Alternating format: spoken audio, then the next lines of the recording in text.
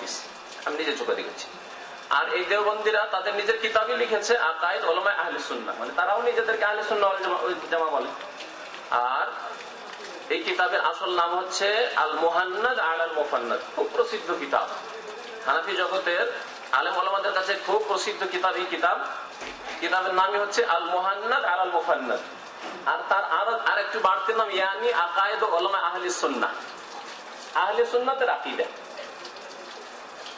লেখক প্রখ্যাত আলেম হানাফি, মানে ভারত উপমহাদেশের প্রচলিত হানাফি দেওবন্দি আলেম খলিল আহমদ সাহারানপুরি।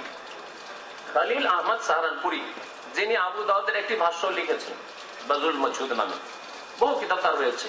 1346 তার ইন্তেকাল। তো এই কিতাবে আহলে সুন্নাত ওয়াল জামাতের কি আকীদা পেশ করা হয়েছে, সামান্য কিছু দৃষ্টান্ত সময় থাকলে পেশ করব, কারণ সহিহ আহলে সুন্নাত কারা যে জানার প্রয়োজন রয়েছে। সবাই দাবি করে আহলে সুন্নাত, আর আহলে সুন্নাত কে জানার প্রয়োজন রয়েছে। একটি কথা বলেছি, সে সম্পর্কে যদি প্রশ্ন করা থাকে অবশ্যই প্রশ্ন করবেন, যে ভারত উপমহাদেশে যারা নিজেদেরকে বর্তমানে হানাফি বলে দাবি করে তারা হানাফি না, হয় বেরেলভি, রেজভি, আর না হলে দেওবন্দি। জি, তো এই দেওবন্দীদের মধ্যে শামিল তবলিগি ভাইয়েরাও আর জামাতি ভাইয়েরাও এইসব আকীদাই রাখে, যেহেতু এই প্রায় এই আকীদাতেই তারা বিশ্বাসী, সেই জন্য একই সাথে তাদেরকে শামিল করা যেতে পারে।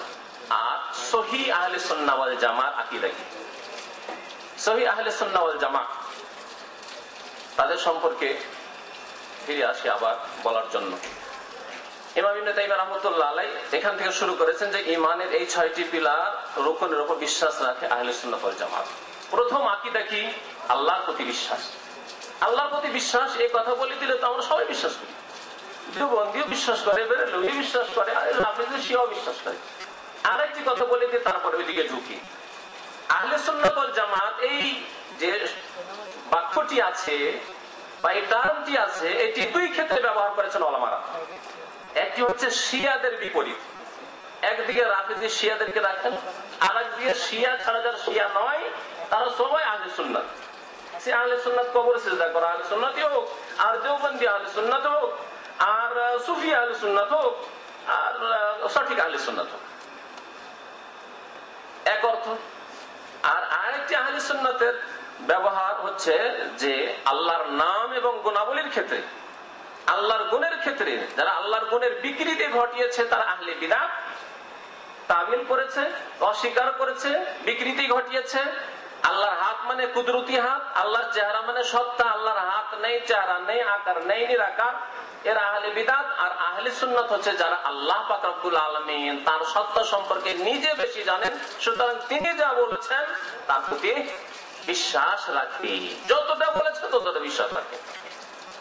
আল্লাহ পাক রব্বুল আলামিন সম্পর্কে যদি আপনাদের জিজ্ঞাসা সবচেয়ে বেশি কে জানেন, যদি আপনাকে কেউ প্রশ্ন করে আল্লাহ সম্পর্কে কে বেশি জানেন, কি বলবেন? আল্লাহ ভালো জানেন। আল্লাহর জাত সম্পর্কে আল্লাহ নিজে বেশি জানেন। আপনার সম্পর্কে যদি বলি যে আপনার সম্পর্কে সবচেয়ে বেশি কে জানে, বলছেন আমার বিবি বেশি জানেন, আপনি বেশি জানেন। আর আপনি মানুষ হিসাবেও আপনার সম্পর্কে আপনার মায়ের চাইতে, আপনার বাবার চাইতে, আপনার ছেলের চাইতে, আপনার স্ত্রীর চাইতে বেশি আপনি জানেন যে আপনি কোন পানির মাছ, কেমন মানুষ। আপনার লাইফে অনেক কিছু রয়েছে আপনার স্ত্রী জানেই না, আপনার মা বাবা জানেই না যে সব কাজ করেছেন, ভালোই করেছেন বা মন্দই করেছেন, কিন্তু আপনি জানেন কি করেছেন। তাহলে আল্লাহ পাক রব্বুল আলামিনের জন্য উত্তম মিসাল দেওয়া যেতে পারে, উত্তম দৃষ্টান্ত পেশ করা যেতে পারে। আল্লাহ পাক রব্বুল আলামিন তার জাত, তার সত্তা সম্পর্কে সবচেয়ে বেশি ভালো জানেন। তারপরে মানব জাতির মধ্যে সবচেয়ে বেশি আল্লাহ পাক রব্বুল আলামিন সম্পর্কে কে জানেন? রাসূলুল্লাহ সাল্লাল্লাহু আলাইহি ওয়াসাল্লাম। এর প্রমাণ রয়েছে ওই হাদিসটিতে, যে হাদিসটিতে 3টি লোক এসে বাড়াবাড়ির কথা বললো, যে সুফিবাদ সম্পর্কে আলোচনা করতে গিয়ে আমাদের আজমল ভাই হাদিসটি করছিলেন। 3জন লোক বাড়াবাড়ি করে ইবাদত বন্দির ক্ষেত্রে বাড়াবাড়ি করতে চেয়েছিল। তাদেরকে নবী সাল্লাল্লাহু আলাইহি ওয়াসাল্লাম ডাকলেন, বলে শোনো শোনো শোনো, যেটা শোনো, তোমরা কি বললে, এগুলি কথা তোমরা বললে, শোনো, আনা আখশাকুম লিল্লাহ ওয়া আ'লামুকুম বিহ, আমি সবচেয়ে বেশি আল্লাহকে ভয় করি এবং আল্লাহ সম্পর্কে সবচেয়ে বেশি আমি জানি। আ'লামুকুম বিহ, তাহলে বোঝা গেল সারা পৃথিবীর সমস্ত মানুষের চাইতে আল্লাহ সম্পর্কে কে বেশি জানেন? রাসূলুল্লাহ সাল্লাল্লাহু আলাইহি ওয়াসাল্লাম না ওলিরা শুনলেন তো একটু আগে, ওলিদের কথা, ভণ্ড ওলিদের কথা, সুফিদের কথা, যে খুদনা বাহারান ওয়াকাফাল আম্বিয়া ওয়ালা সাহিলি, এমন এমন সমুদ্রে আমরা ডুব দিতে পেরেছি বা পার হতে পেরেছি যে সমুদ্রের কিনারায় যেতে সাহস পায়নি নবীরা। তো আহলে সুন্নাত ওয়াল জামাত সম্পর্কে বলছিলাম, আবার ফিরে আসি যে আহলে সুন্নাত ওয়াল জামাত শব্দটি এত ভালো হওয়ার কারণে সবাই নেওয়ার চেষ্টা করেছে, কিন্তু দাবি করলে শুধু হয় না, দাবি করলে হয় না। আহলে সুন্নাত ওয়াল জামাত মানে সুন্নতের অনুসারী হইতে হবে আর সাহাবায়ে কেরামের দলের অনুসারী হইতে হবে। এখন আসুন আল্লাহ পাক রব্বুল আলামিন সম্পর্কে এই দুটি কথা মনে রাখবেন, যে যেখানে আহলে সুন্নাত বলা হয়েছে, বিদাতি দলকে আহলে সুন্নাত বলা হয়েছে, বিদাতি দলকে আহলে সুন্নাত বলা হয়েছে, সেখানে শিয়াদের বিপরীত, এই জন্য তাদেরকে আহলে সুন্নাত বলা হয়েছে, কিন্তু আসলে তারা আহলে সুন্নাত নাই। আর আল্লাহর নাম গুণাবলীর ক্ষেত্রে আহলে সুন্নাত যখন বলবেন, তখন আহলে সুন্নাত একমাত্র তারা, এবং আহলে সুন্নাতের ইমাম আহমদ বিন হাম্বল রাহমাতুল্লাহ আলাইহি তিনি অটল হয়ে দাঁড়িয়ে থেকেছেন হকের উপর, যখন বাতিল পন্থীরা মাথা চাড়া দিয়ে উঠেছিল। মুতাজিলিরা, জাহমিয়ারা আর মুতাকাল্লিমিন যারা আল্লাহর নাম গুণাবলীর যারা বিকৃতি ঘটাতো, অস্বীকার করত, সেই জামানার ইমাম আহলুস সুন্নাহ ওয়াল জামাত। আহলুস সুন্নাত ওয়াল জামাতের আকীদা কি জানতে হলে আল্লাহ রাব্বুল আলামিন সম্পর্কে প্রথম শুরু করা যাক। আহলুস সুন্নাত ওয়াল জামাতের আকীদা আল্লাহ সম্পর্কে পেতে হবে। আল্লাহ সম্পর্কে ঈমানের ক্ষেত্রে মনে রাখতে হবে যে আল্লাহর প্রতি ঈমান মানে শুধু এই না যে আল্লাহ আছে বলে দেওয়া। আল্লাহ আছে এই ঈমান হিন্দুরও আছে, তাহলে হিন্দু মুসলমান তো হইতে পারলো না আল্লাহ আছে বলে। তা আপনি কেমন করে মুসলমান হয়ে যাবেন শুধু আল্লাহ আছে বললে? একজন বলে আল্লাহ নেই, আর বলে আল্লাহ আছে, কিন্তু আল্লাহ আছে আর গৌসুল আজমও আছে, আব্দুল কাদির জিলানী। তো পার্থক্য কি? দুর্গা আছে, দরগা আছে। দুর্গা বললে হিন্দু হয়ে যায়, আর দরগা বলে আপনি মুসলমান কোথা থেকে? তো আহলে সুন্নাত ওয়াল জামাতের আকীদা প্রথম হচ্ছে আল্লাহর প্রতি ঈমান, মানে আল্লাহর অস্তিত্বের প্রতি ঈমান, আল্লাহর তাওহীদ একত্বের প্রতি ঈমান, আল্লাহর প্রভুত্বের ক্ষেত্রে, আল্লাহর কাজ কর্মের ক্ষেত্রে, বান্দার ইবাদত বন্দেগীর ক্ষেত্রে, তাওহীদুল উলুহিয়্যাত উবুদিয়াতের ক্ষেত্রে। আর আরেকটি ক্ষেত্র হচ্ছে আল্লাহর নাম গুণাবলীর ক্ষেত্রে, আল্লাহর জাতি যে গুণগুলি রয়েছে, সত্তাগত গুণ রয়েছে, আল্লাহর যেগুলি কর্মগত গুণ রয়েছে, সেসব গুণগুলির ক্ষেত্রেও আহলে সুন্নাত হইতে হবে। তাহলে আহলে সুন্নাত। আহলে সুন্নাত সম্পর্কে আরেকটি মজার কথা এখানে আরো শুনিয়ে দিই। কোন এক সময় এক হিন্দু পুলিশ আমার সাথে কথা বলছিল, ছাত্র জীবনের কথা বলছি। তো আমাকে জিজ্ঞাসা করছে যে তোমরা শিয়া না সুন্নি? তখন ছাত্র জীবনে শিয়া সুন্নি আমার বুঝতাম কি, শিয়া তো দেশে নেই, দেখিও নি জীবনে। যখন প্রথম জামিয়া সালেফিয়া বানারস পড়াশোনা করার জন্য আসলাম, আমার উস্তাদ আল্লামা সাফিউর রহমান বারাকুরি রাহিতুল মাকতুমের লেখক যিনি রহমতুল্লাহ আলাইহি কিছুদিন আগে ইন্তেকাল করেছেন, তার কাছে আমি হেদায়া পড়েছি। তো তখন এসে প্রথম শিয়া দেখলাম শহরে। তার জীবনে শিয়া জানতাম না, শিয়া কেমন হয় ভাবতাম, হয়তো দেখতে শুনতে অন্যরকম হয়নি, শিয়াই জীবনে দেখিনি। তো সেই হিন্দু পুলিশ বলছে যে শিয়া আর সুন্নির সংজ্ঞা, আজকাল মুসলিম জনসাধারণের অবস্থা এরকম যে সুন্নি কাকে বলে ওই হিন্দু পুলিশের কাছে যা শুনেছি বহু জাহেল মুসলিমদের কাছ থেকে শোনা যায়। হিন্দু পুলিশ বলছে যে যারা মোহাম্মদ সাহেবকে দেখেনি সাল্লাল্লাহু আলাইহি ওয়াসাল্লাম, ওই হিন্দু পুলিশ বলে যারা মোহাম্মদ সাহেবকে দেখেনি, শুনে শুনে শুধু মুসলমান, দূর থেকে শুনে যে ভারতেই ছিল আর ওরা হিন্দুই ছিল, শুনে শুনে মুসলমান হয়ে গেছে, তারা হয়তো সুন্নি, সোনা থেকে সুন্নি। আর যারা দেখে শুনে মুসলমান হয়েছে তারা হলো শিয়া, শিয়া হলো খাঁটি মুসলমান। ওই হিন্দু পুলিশের কথা বলছে। আচ্ছা, আর বহু জাহেল মুসলিম এই কথাই জানে যে সুন্নি কেন, আমরা শুনে মুসলমান হয়েছে, আমরা আল্লাহর নবীকে দেখে সাহাবায়ে কেরামকে দেখে শুনে মুসলমান হয়েছে, সুন্নি মুসলমান, এই জন্য সুন্নি মুসলমান। এগুলো হলো সাধারণ লোকদের ইসলাম সম্পর্কে জ্ঞান, যাদের প্রয়োজন নাই। কি দরকার, আমরা তো মুসলমান আছি, নামাজ ধরে পড়ছি। আর তাদেরকে যে ভাই সুন্নি কাকে বলে, আহলে সুন্নাত কাকে বলে, শুনে শুনে মুসলমান হলে সুন্নি, আমরা শুনে শুনে মুসলমান হয়েছে। পড়াশোনা করিনি, কোরআন হাদিস বুঝি না, শুনে শুনে মুসলমান, সেই জন্য সুন্নি আমরা। আল্লাহু আকবার। তা আমাদের ইসলাম সম্পর্কে এক শ্রেণীর লোকের জ্ঞান ওই রকমই যেমন হিন্দুদের জ্ঞান। যে শুনে শুনে মুসলমান আমরা। আহলে সুন্নাত ওয়াল জামাতের আকীদা আল্লাহ সম্পর্কে, আল্লাহর রুবুবিয়ত উলুহিয়তের ক্ষেত্রে আল্লাহ পাক রব্বুল আলামিন সমস্ত ক্ষমতার একক মালিক, তার কর্মে কোনো শরীক নেই। আল্লাহর একটি কর্ম হচ্ছে সারা পৃথিবীর নিয়ন্ত্রণ, যাকে আরবি ভাষায় তাসাররুফ বলা হয়। তাসাররুফ বলা হয় নিয়ন্ত্রণ। একমাত্র সারা পৃথিবীর নিয়ন্ত্রণ কে করছেন? আল্লাহ পাক রব্বুল আলামিন।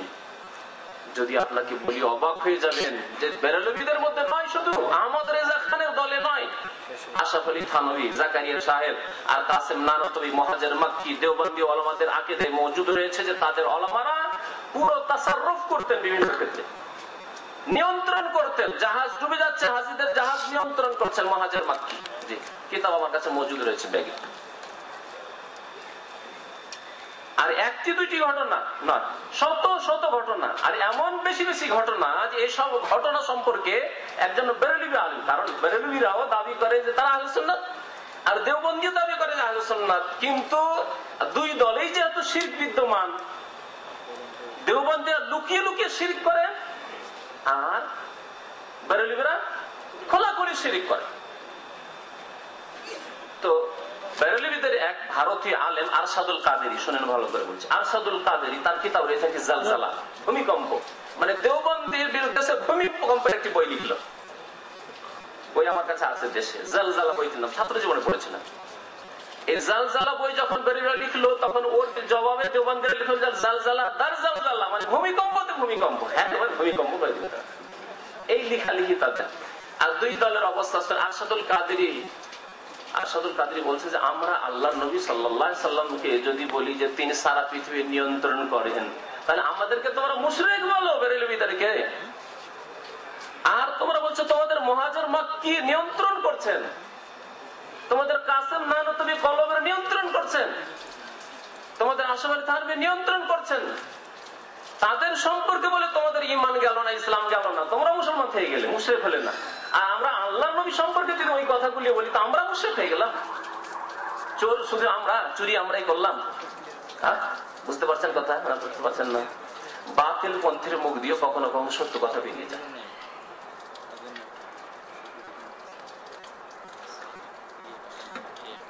আহলে সুন্নাত ওয়াল জামাত সম্পর্কে যেহেতু আলোচনা করছি, আর আগে আমি একটি কথা বলেছি, কথাটি অনেক ভাইয়ের ওপর মানে কষ্টকর হতে পারে, তা হচ্ছে যে আমাদের দেশে যারা হানাফি বলে দাবি করেন তারা প্রকৃত হানাফি নয়। আমার এই জন্য একটি বক্তব্য আছে, প্রকৃত হানাফি কি? প্রকৃত হানাফি সেই ব্যক্তি যে ব্যক্তি কোরআন সুন্নাহর অনুসরণ করে। কারণ ইমাম আবু হানিফা রাহমাতুল্লাহ কোরআন সুন্নাহর অনুসারী ছিলেন, তার ইজতিহাদে ভুল হতে পারে, কিন্তু কোরআন সুন্নাহর অনুসারী ছিলেন। আর বর্তমান যারা নিজে হানাফি দাবি করে তারা কোরআন সুন্নাহর অনুসারী নয়। আর তাদের কিতাব থেকে শোনাবো আপনাকে, শুনিয়ে দিয়ে এখনই না হলে বুঝতে পারবেন না আহলে সুন্নাত ওয়াল জামাত তারা কেমন দেখেন, আর হানাফি বা কেমন করে বলবেন। যদিও লাইট এখানে কম আসছে, চশমারও প্রয়োজন।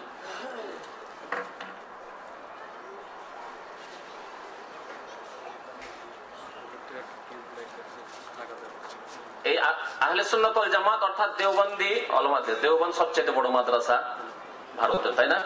আর বাংলাদেশের দেওবন্দ হচ্ছে হাটহাজারী, আর তারপরে ফুটিয়া, এগুলি হচ্ছে সব দেওবন্দি মাদ্রাসা।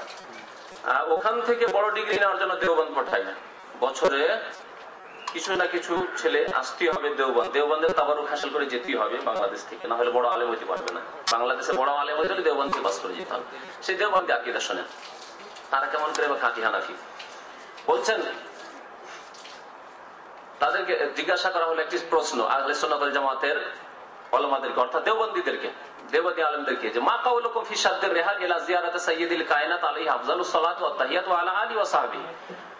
নবী করিম সাল্লাল্লাহু আলাইহি সাল্লামের কবর জিয়ারতের জন্য উদ্দেশ্য করে সফর করা, যে নবীর কবর জিয়ারতের জন্য সফর করে যাচ্ছি দূর দূরান্ত থেকে, এই উদ্দেশ্যে সফর করার হুকুম কি? এ সম্পর্কে লেখার আগে তিনি ভূমিকাতে বলছেন আল্লাহর হামদ সানার পরে, যে এর জবাব শুরু করার আগে আমি বলছি খলিল আহমদ সাহারানপুরী, হানাফিদের বিরাট আলেম মুহাদ্দিস, তিনি বলছেন যে ক্বাবলা আন নাশরা ফিল জবাব, জবাব শুরু করার আগে ইন্না আন্না বিহামদিল্লাহি ওয়া মাশায়েখুনা রিদওয়ানুল্লাহি আলাইহিম আজমাইন, আমরা আল্লাহর শুকরিয়ায় এবং আমাদের মাশায়েখ ওস্তাদগণ রিজওয়ানুল্লাহ আলাইহিম আজমাইন রাদিয়াল্লাহু আনহু, তো আমরা আহলে সুন্নাত ওয়াল জামাত সাহাবায়ে কেরামদের ক্ষেত্রে বলি, আর তাদের মাশায়েখ সব রিজওয়ানুল্লাহ আলাইহিম আজমাইন, বুঝলেন? দেওবন্দি যত আলেম ওলামা আছে সব রাদিয়াল্লাহু আনহুম। যাই হোক, এটা হয়তো এত বড় অপরাধ নয়, যদিও এতে কিছু বাড়াবাড়ি রয়েছে, অতিরঞ্জন রয়েছে।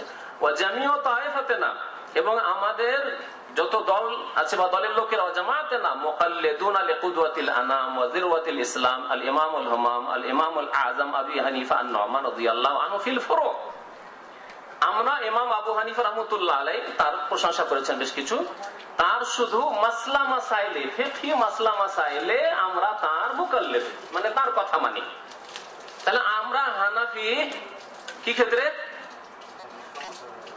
দেওবন্দি আলেম বলছেন, দেওবন্দিদের কথা বলছি যে তারা হানাফি, বললাম না যে তারা হানাফি নয়, হানাফি নয় এর প্রমাণ দেখে নেন তাদের কিতাব থেকে।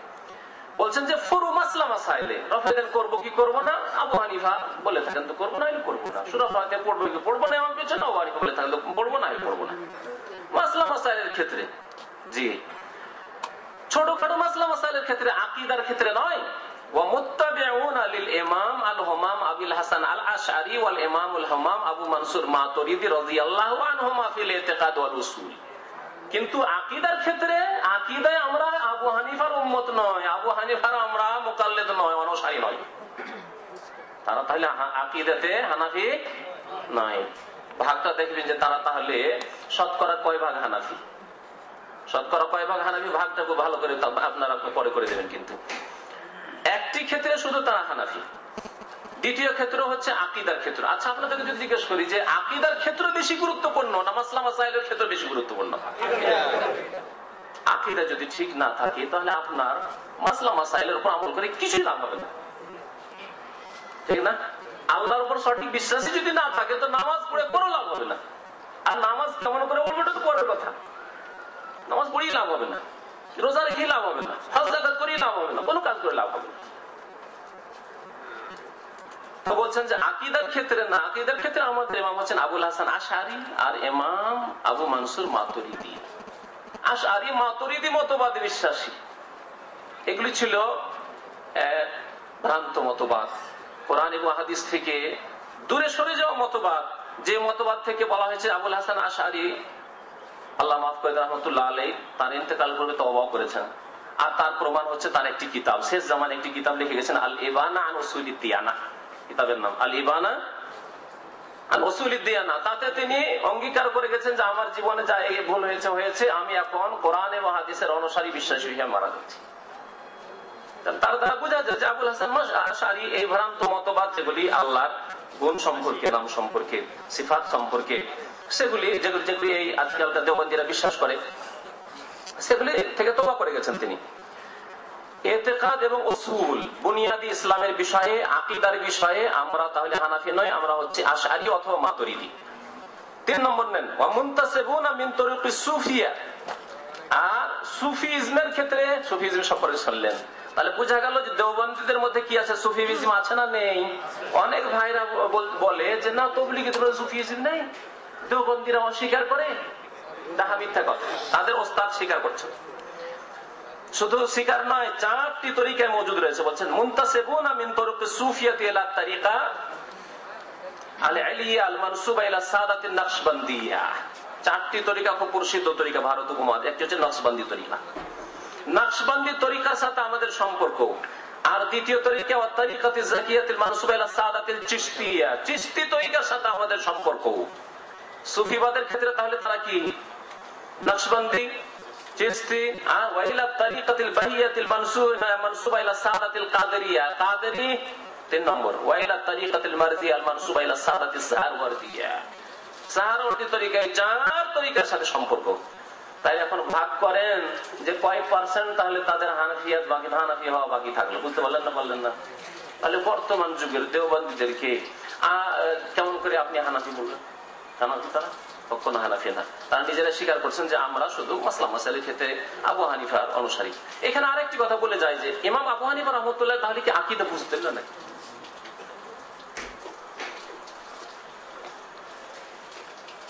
ইমাম আবু হানিফা রাহমাতুল্লাহ আলাইহি তাদের মতে আকীদা বুঝতেন না। আকীদার যদি ইমাম হইতেন আকীদার যদি আলেম হতেন তাহলে মাসলা মাসাইল যার কাছ থেকে নিলেন তার কাছ থেকে আকীদা নিতে অসুবিধা কি? আমার কাছ থেকে আপনার এখন মাসলা মাসাইল জিজ্ঞেস করবেন, তো আপনার কি বিশ্বাস যে আমি শুধু মাসলা মাসাইল জানি আর আকীদা কিছু বুঝি না? না আকীদাও বুঝি কিছু আর মাসলা মাসাইল কিছু বুঝি? তাহলে দুটো জিজ্ঞেস করবেন, আপনার দুটোই প্রশ্ন আছে, দুটোই প্রশ্ন জিজ্ঞেস করবেন। ইমাম আবু হানিফা এত বড় ইমাম, তিনি মাসলা মাসাইলে আপনাদের সমস্যার সমাধান দিতে বললেন, আর আকীদার সমস্যার সমাধান দিতে বললেন না। বড় আফসোসের বিষয়। কিন্তু ইন্নাল্লাযীনা ফাররাকু দীনাহুম ওয়া কানু শিয়া'আন লাস্তা মিনহুম ফি শাই, যারা দ্বীনকে ছিন্ন ভিন্ন করেছে তাদের সাথে নবী সাল্লাল্লাহু আলাইহি ওয়াসাল্লামের কোনো সম্পর্ক নেই, ছিন্ন ভিন্ন তাদের দ্বীন। মাসলা মাসাইলের ক্ষেত্রে কেউ তাদের ইমাম, আকীদার ক্ষেত্রে কেউ ইমাম, আবার সুফিজমের ক্ষেত্রে, তাসাউফের ক্ষেত্রে কেউ আরো ইমাম। ইমামের শেষ নেই আর রাস্তার শেষ নেই। আহলে সুন্নাত ওয়াল জামাতের আকীদা সম্পর্কে বলছিলাম। আহলে সুন্নাত ওয়াল জামাতের আকীদা আল্লাহ সম্পর্কে, যে সবকিছুর মালিক একমাত্র আল্লাহ রাব্বুল আলামিন, সমস্ত ইলমের মালিক আল্লাহ পাক রব্বুল আলামিন। গায়বের ইলম আল্লাহ ছাড়া কেউ জানে কি? জি। তাহলে কেমন করে জানলো দেওবন্দি আহলে সুন্নাতরা যে একটি জাহাজে হাজী সাহেবরা যাচ্ছেন আর জাহাজ বোম্বাই থেকে ছেড়েছে আর জেদ্দা যাওয়ার আগে হাবুডুবু খাচ্ছে, ডুবে শত শত হাজী ধ্বংস হয়ে যাচ্ছে আর উদ্ধার করতে হবে? এই ইলমে গায়ব কেমন করে জানলেন তারা? তাহলে আশা করি বুঝতে পারছেন গায়েব জানলেন কেমন করে। অথচ আহলে সুন্নাত ওয়াল জামাতের আকীদা হচ্ছে যে কুল লা ইয়ালামু মান ফিস সামাওয়াতি ওয়াল আরদিল গায়বা ইল্লাল্লাহ, আকাশ এবং জমিনে গায়েব আল্লাহ ছাড়া আর কেউ জানে না। অদৃশ্যের কথা, চোখের আড়ালের কথা, এই যে দেওয়ালের আড়ে কি হচ্ছে, কি আছে, শত্রু আছে না বন্ধু আছে না কেউ নেই, খালি আছে, আল্লাহ ছাড়া কেউ জানে না। তাহলে হাজার হাজার মাইল দূরে এই বিপদ ঘটেছে সমুদ্রে, কেমন করে জানবে? কেরামতের নাম দিয়ে আল্লাহ ছাড়া বহু রব বানিয়ে দেওয়া হচ্ছে। ইত্তাখাযু আহবারহুম ওয়া রুহবানাহুম আরবাবা মিন দুনিল্লাহ, আল্লাহকে বাদ দিয়ে তারা তাদের আলেম ওলামাদেরকে আর ধর্মগুরুদেরকে তারা রব বানিয়ে ফেলেছে। আল্লাহ পাক রব্বুল আলামিনের সম্পর্কে বলেছে। আল্লাহ পাক রব্বুল আলামিন সম্পর্কে আহলে সুন্নাত ওয়াল জামাতের আকীদা হচ্ছে আল্লাহর নাম এবং গুণাবলী, সিফাত সম্পর্কে। আল্লাহ কিছু জাতি সিফাত আছে, সত্তাগত সিফাত। তার একটি হচ্ছে আল্লাহর চেহারা, ওয়াজহ। আল্লাহ ওয়ায়াবকা ওয়াজহু রাব্বিকা, ওয়াজহুন মানে কি? মুখমণ্ডল, চেহারা। তাহলে আল্লাহ পাক রব্বুল আলামিনের চেহারা আছে না নেই? হ্যাঁ, কিন্তু তার ধরন জানা নেই। ধরন সম্পর্কে কেউ যদি বলে তো বলবো যে আল্লাহ আমাদেরকে যতটা বলেছেন ততটা বলবো। আল্লাহ বলেছেন চেহারার কথা, চেহারা বলবো। কেমন আল্লাহ বলেননি। আল্লাহর চেহারা আল্লাহর মতো, আল্লাহর চেহারা আল্লাহর মতো, যেমন আল্লাহর চেহারা হয় তেমন আল্লাহর চেহারা। কিন্তু আল্লাহ যেহেতু তার চেহারার কথা বলেছেন, ওয়াজহুন, আম বলো আল্লাহ সত্তা, এই কথা বলবো না। আল্লাহ রাব্বুল আলামিনের হাতের কথা কোরআনে কারীমে আছে, আছে। এমনকি দ্বিবচন দিয়েও আছে, দুই হাতের কথা, বালিয়াদাহু মাবসুতাতান, আল্লাহর দুই হাত, হ্যাঁ দুই হাত আছে। জি, দুই হাত উন্মুক্ত খোলা, আল্লাহ বলছেন। তো হাত মানে শক্তি করা, ক্ষমতা। এই হচ্ছে তার আকীদা। আশআরী মাতুরিদি আকীদা, যে আকীদার কথা পড়ে শোনালাম, যে দেওবন্দি ভাইরা বিশ্বাস রাখে এতে। অথচ ইমাম আবু হানিফা রাহমাতুল্লাহর কিতাব আছে, কিতাবটি আমার কাছে আছে। আর কিতাবটি এখানে ওয়াজারাতুশ শুনুল ইসলামিয়া, এই যে ইসলামিক মন্ত্রণালয় যে সৌদি আরবের রিয়াদ আছে, এখান থেকে ছেপেছে কিতাব কয়েক বছর আগে। আর হজের মৌসুমে হাজার হাজার কপি বিতরণ করা হয়েছে, সেখান থেকে আমি এক কপি সংগ্রহ করেছিলাম। কিতাবের নাম হচ্ছে আল ফিকহুল আকবার। যে কিতাবটি সম্পর্কে বলা হচ্ছে এটি ইমাম আবু হানিফা রাহমাতুল্লাহ আলাইহির লেখা কিতাব। সেই কিতাবে ইমাম আবু হানিফা রাহমাতুল্লাহ আলাইহি বলছেন যে আল্লাহ পাক রব্বুল আলামিনের কি রয়েছে? ওয়ালাহু ওয়াজহুন ওয়া ইয়াদুন, আল্লাহর চেহারাও রয়েছে আর আল্লাহর হাতও রয়েছে। কে বলছেন? দেওবন্দিরা মাসলা মাসাইল তো নিবে, যে রফাদান করবো কি করবো না, আমিন জোরে বলবো কি বলবো না, ইমাম আবু হানিফার কথা তো নেবে, কিন্তু হাত আর চেহারার কথা তখন ইমাম আবু হানিফা রাহমাতুল্লাহ আলাইহি ফিকহু আকবারে তখন এটা মানবে না, না ওটা নিব না, ওটা আশআরী মতবাদ। হে ইমাম আবু হানিফা, আপনার তো সম্মান করি আর আমরা করলে, কিন্তু আপনার এই কথা নেব না, আমরা আশআরী মতবাদ নেব, আমরা আশআরী মতবাদে, আমরা মাতুরিদির মতবাদে বিশ্বাসী। অথচ তিনি বলছেন ফিকহুল আকবারে যে তার চেহারা রয়েছে এবং তার হাত রয়েছে। আরো বলছেন তিনি ওয়ালা নাকুলু আল ইয়াদ বিমানাল কুদরা, এই কথা বলছেন না যে হাত মানে কুদরত, হাত মানে ক্ষমতা, এই কথা বলছেন, কি ভ্রান্ত কথা, গুমরাহি কথা। কে বলছেন? ইমাম আবু হানিফা রাহমাতুল্লাহ। তাহলে খাঁটি হানাফিকে দেওবন্দি, বেরেলভি যারা বলছে আল্লাহর হাত নেই, আল্লাহর পা নেই, আল্লাহর চেহারা নেই, আল্লাহর কিচ্ছু নেই, আমাদের সব আছে, আল্লাহর কিচ্ছু নেই, আল্লাহ আমাদেরকে সবই দিতে পেরেছে, আল্লাহর কিছুই নেই। আল্লাহ সবকিছু আমাদেরকে দিতে পেরেছেন, কিন্তু আল্লাহর কিছুই নেই, সবকিছু দিয়ে একবারই এতিম তাদের কাছে আল্লাহ পাক রব্বুল আলামিন। আল্লাহ পাক রব্বুল আলামিন আরশের উপর সামাসিন, আল্লাহ আরশে রয়েছেন। কেমন হয়ে রয়েছে আমরা জানি না, কিন্তু আল্লাহ বলেছেন যে আমি আরশে আরশে। কিন্তু তারা বলছে, দেওবন্দীরা বলছে যে না, আল্লাহ আরশে নেই, আল্লাহ আরশে নেই। আল্লাহ কোথায় আছে তাহলে? তাদের কথা কি? হ্যাঁ, মাসিক মদিনা। মাসিক মদিনা বাংলাদেশের অধিকাংশ মুসলমানরা পড়ে, হাইরে মাসিক মদিনা, নাম হচ্ছে মদিনা, কিন্তু মদিনার ধর্ম প্রচার করা হয় না, মদিনার ধর্মকে বিকৃত করে দেওয়া হয়েছে, তাহরিফ করে দেওয়া হয়েছে। সেই মাসিক মদিনায় লিখেছে এক প্রশ্নের উত্তরে, এই জিজান থেকে এক ভাই প্রশ্ন করেছে, সেই ভাইয়ের সাথে হঠাৎ করে মক্কায় তওয়াফ করছি, সাফা মারো তওয়াফ করছি, আমার সাথে দেখা হয়ে গেল। দেখা হয়ে জিজ্ঞাসা করলেন যে ভাই আপনি কেমন? আমি তো মতিউর কোথেকে আছেন? দামাম থেকে। ভাই আপনাকে তো খুঁজছি। কেমন? আপনার ওই যে ইসলামী জীবন পদ্ধতি পড়েছি, আর পড়ার পরে যখন জানলাম যে আল্লাহ রাব্বুল আলামিন আকাশে রয়েছেন এবং আল্লাহ রাব্বুল আলামিনের হাত রয়েছে, এ রয়েছে, এসব যখন পড়লাম, তারপরে ভাবলাম যে মাসিক মদিনা একটা প্রশ্ন করে দিই, আর প্রশ্নের উত্তরটা যদি সঠিক চলে আসে এত বড় বড় আলেম থেকে মাসিক মদিনার মাধ্যমে, তাহলে লক্ষ লক্ষ মানুষের কাছে পৌঁছে যাবে আর সঠিক আকীদাটা মানুষ জানবে।